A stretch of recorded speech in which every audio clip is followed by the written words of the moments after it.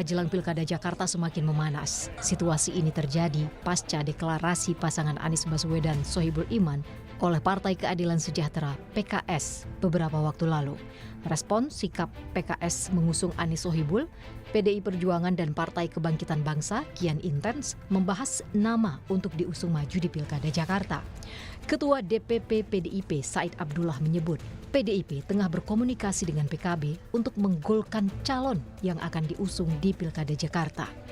PDIP ingin memajukan mantan Panglima TNI Andika Perkasa.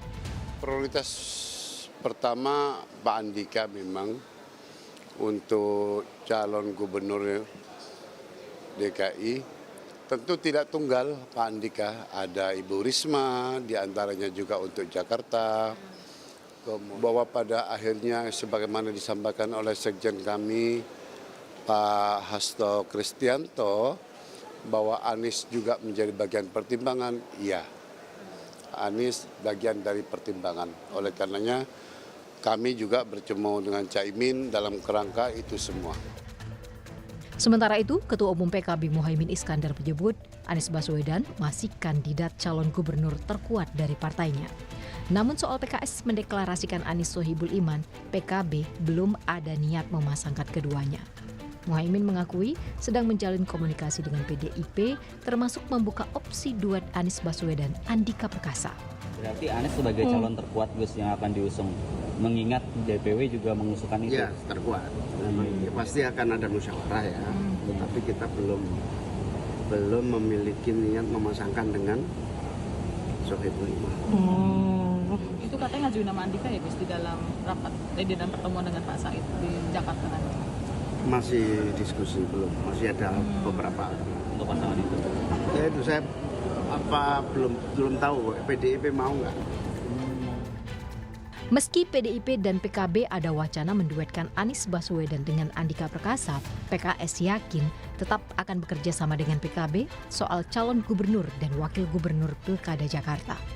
Menurut Wakil Ketua Majelis Syuro PKS, Hidayat Nur Wahid, PKB dan parpol lain akan bertemu di satu kata kunci yang sama, yakni Anies Baswedan.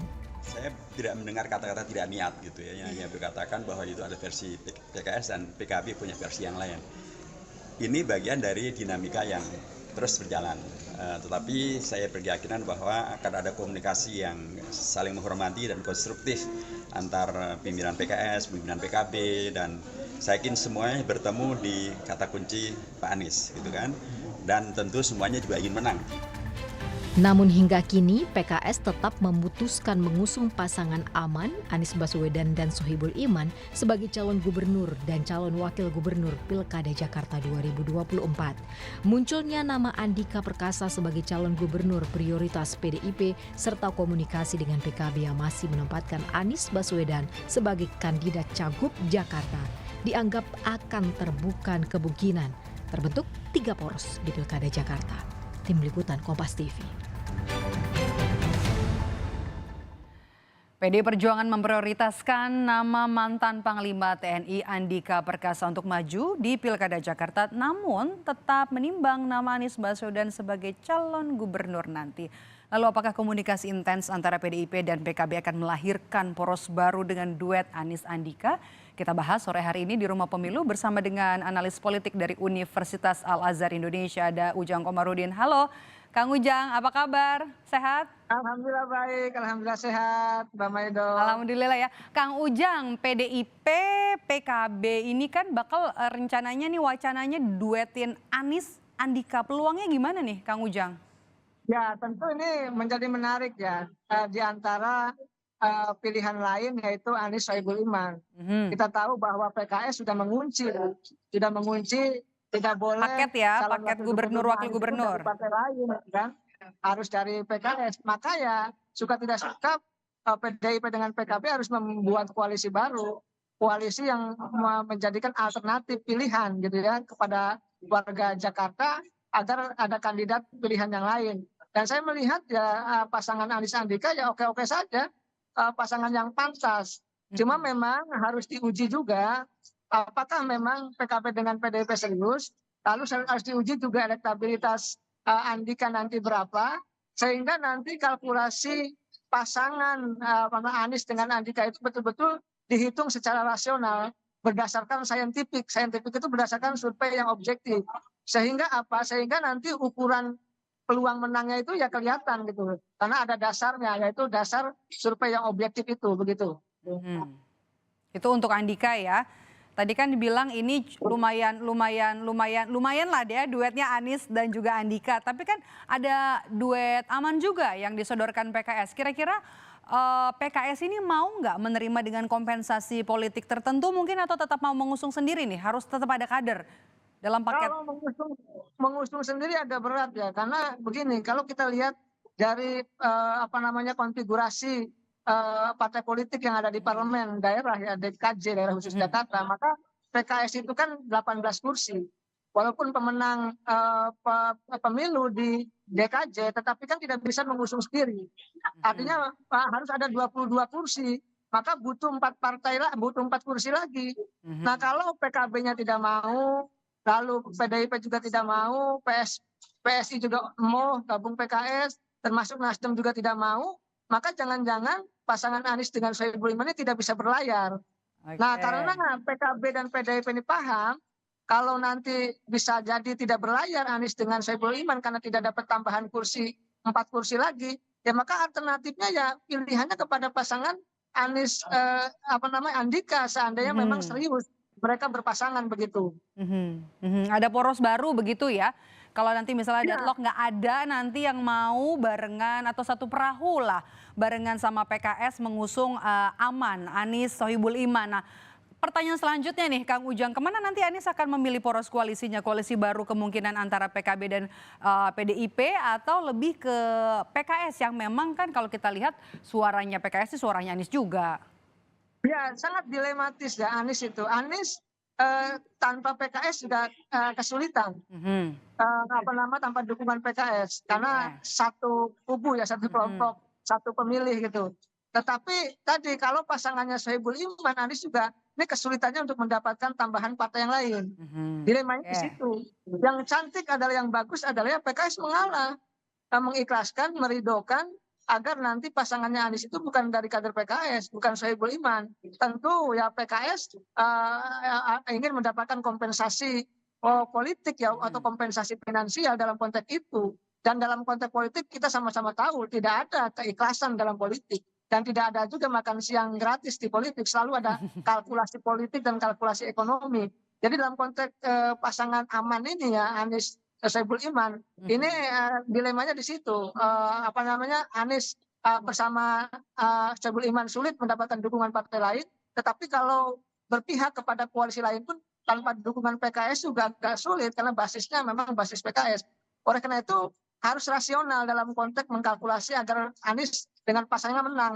Ya kalau mau rasional, kalau ingin melawan kubu Kim atau melawan kubu pemerintah, masa yang rasional adalah sebenarnya tadi memasangkan Anies dengan tokoh lain di luar kader PKS. Dengan PKS mendapatkan dari partai nasional begitu ya? Ya, politik dan kompensasi finansial. Dan itu dalam politik sudah sama-sama tahu mereka begitu. Oke, kalau gitu saya mau tanya, kalau PKB nanti jadi dengan PDIP koalisinya, tanpa Anies apa punya kandidat kuat Kang Ujang?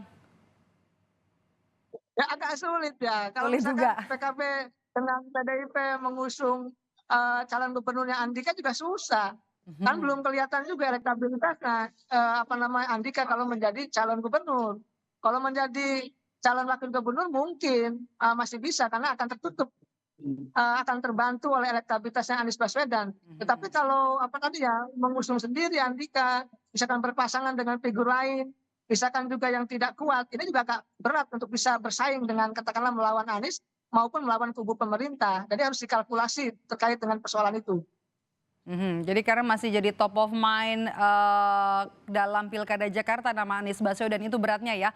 Oke, kalau gitu kalau PKB dengan PDIP nanti akhirnya PKS mau tetap mengusung pasangan aman Anies Sohibul Iman, PKS koalisi dengan siapa? Biar cukup nih suaranya. Agak berat. misalkan kita lihat misalkan P3 ya, P3 kalau nggak salah dapat 1 kursi ya kalau nggak salah itu. Kan tidak menggenapkan juga untuk 22 kursi sebagai persyaratan kan. Oke. PSI tidak mau, PKB tidak mau, Nasdem tidak mau, PDIP tidak mau, bahkan partai-partai kelas menengah ke atas tidak mau. Oke. Kalau pasangannya Anies Sohibul Iman. Oleh karena itu ini tantangan berat bagi PKS tadi ya untuk mencari mitra koalisi dengan memberi kompensasi yang pantas, yang wajar dan tentu harganya mahal dalam konteks ingin memaketkan Anies dengan Sohibul Iman itu. Tetapi ini kan masih dinamis ya. Jangan-jangan saya melihat PKS ini kejualan juga. Jadi mengunci pasangan Anies dengan Sohibul Iman, lalu memberikan daya tawar ke publik, ke partai lain, agar daya tawar PKS itu tinggi. Seandainya bisa berpasangan syukur, tidak berpasangan pun ya kelihatannya nanti bisa mendapatkan kompensasi yang sangat mahal begitu. Kalau misalnya kadernya ujung-ujungnya nggak maju nanti ya dari PKS ya. Oke, bicara soal mitra koalisi, Kang Ujang kemana nanti? Nasdem akan berlabuh ke koalisinya Kim, gabung ke PKS atau gabung ke PDIP dan juga PKB? Ya tentu akan kalkulasi rasional ya terkait dengan itu. Karena bagaimanapun Nasdem punya kepentingan untuk pertama menjadikan kadernya menjadi calon wakil gubernur dulu. Kalau tidak bisa ya tentu nanti akan berbicara ulang siapa yang akan didukung. Apakah nanti mendukung kubu Anies ataukah kubu pemerintah, ya tentu itu deal-deal komunikasi elit yang akan terjadi ya. Saya belum tahu arah berlabuh Nasdem itu kemana. Apakah kubu Kim ataukah kepada kubu Anies. Kita layak tunggu begitu Mbak Maido. Oke, kalau gitu kita bahas soal Anies Andika lagi. Kalau kita bicara soal peluangnya Anda lihat seperti apa? Penerimaan dari partai, kemudian juga koalisinya. Ini kan yang baru intens adalah PKB dan juga PDIP. Kalau pasangan Anies Andika lebih mudah ditawarkan, karena kan paketannya belum terjadi, akan dibicarakan dulu, akan ditawarkan dulu, akan dikomunikasikan dulu kan itu. Itulah sebenarnya koalisi yang benar seperti itu, disepakati dulu, baru diumumkan, dipublish pasangannya. Yang dilakukan PKS kan tidak. Langsung dipasangkan lalu dipaksa orang untuk mendukung, ya nggak mau. Nah kalau dalam konteks Anies dengan Andika seandainya jadi gitu ya, seandainya itu didorong, seandainya betul-betul terrealisasi, maka itu lebih mudah diterima karena memang belum ada koalisinya. Bisa berangkat dari awal, bisa disepakati dari awal terkait dengan dua tokoh tersebut seandainya mereka berpasangan. Jadi menurut saya lebih mudah karena pembicaraannya dari awal, bukan kawin paksa begitu. Oke, kita bahas soal nama Andika Perkasa. Menurut Anda, nama Andika Perkasa ini masih nama yang paling kuat didorong oleh PDIP atau kemungkinan ada nama lain untuk dipasangkan dengan seorang Anies Baswedan? Ya kalau kita bicara soal tadi ya mungkin target utamanya calon gubernur, tapi karena agak berat, agak sulit, ya wakil gubernur pun kelihatannya oke lah gitu. Apakah ada nama lain? Kalau kita bicara nama Risma, tentu agak susah juga. Apakah Rismanya mau jadi wakil gubernur Anies kan nggak mau juga.